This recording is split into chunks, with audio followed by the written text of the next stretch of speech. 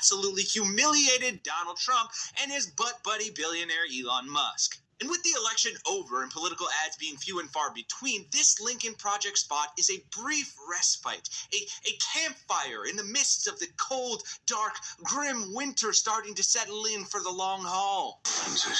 So sit down, gather round, drop a like and subscribe while you warm your hands on the fire, and let's rekindle our hearts and souls ever so slightly with a warm helping of roasted Trump. Now, I have the main course coming up for you in just a second here, but for some quick context, let's start with the appetizer that sets the stage for why Donald Trump is being saluted as the vice president in this hilarious spot of humiliation, which is namely oligarch and guy who would rather artificially inseminate you than waste time on actually having sex, Elon Musk, taking his rightful place in American politics as the true despot puppet master with his hand up Trump's ass.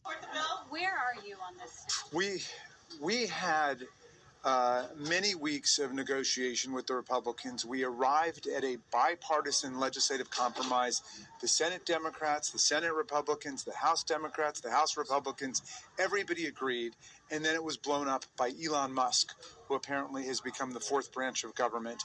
And that's just an intolerable way of proceeding under representative democracy. So who is our leader, Hakeem Jeffries, supposed to negotiate with? Is it Mike Johnson? Is he the Speaker of the House? Or is it Donald Trump? Or is it Elon Musk? Or is it somebody else? So we got to try to figure out how to salvage some kind of public interest out of the wreckage that they've just put upon us. Thanks. It was a Republican drafted bill that was posted by House Republicans. And then one or two puppet masters weigh in, and the extreme MAGA Republicans decide to do the bidding of the wealthy, the well-off, the well-connected millionaires and billionaires, not working class people all across America. That's right. Republicans shut down the bipartisan spending bill agreement that would have avoided a government shutdown, courtesy of a tweet from their new king, Elon Musk. Your currency in this institution is your word. We reached an agreement.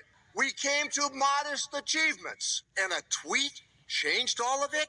Can you imagine what the next 2 years are going to be like if every time the Congress works its will and then there's a tweet or from an individual who has no official portfolio, who threatens members on the Republican side with a primary, and they succumb? This institution has a separate responsibility based upon the separation of powers. So that's really all the context you need for now, and I'll play a lot more of Democrats bashing the two of them after this, but let's jump into this brutal advertisement. The Lincoln Project salutes Vice President Donald Trump. As Vice President, Trump will finally have the time to do the things that make him happiest. Talk about old movies, playing on his phone, admiring the assets of other men. Meanwhile, President Musk can get down to the business of running the country.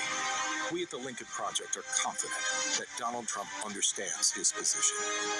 Elon is smarter, wealthier, more charismatic, has a far superior and more successful social media platform and company, is more successful with women, and a better dancer.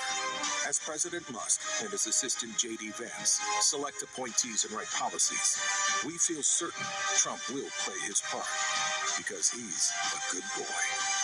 It makes me angry. They know it. A good boy. Oh, Write policies. We feel certain Trump will play his part because he's a good boy.